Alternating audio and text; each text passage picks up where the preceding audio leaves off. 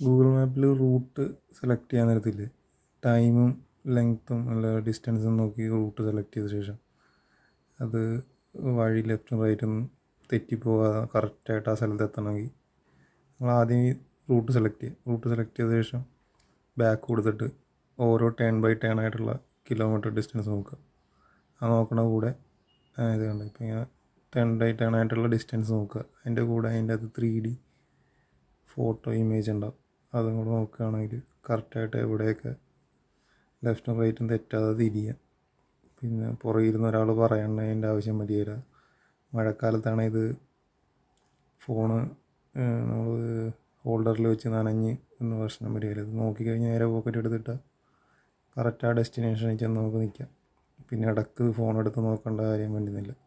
സേഫായിട്ട് റൈഡ് ചെയ്യാൻ പറ്റും. ഉപകാരപ്പെടുമെന്ന് തോന്നുന്നു. ഉപകാരപ്പെടുന്നവർക്ക് ഷെയർ ചെയ്യാം.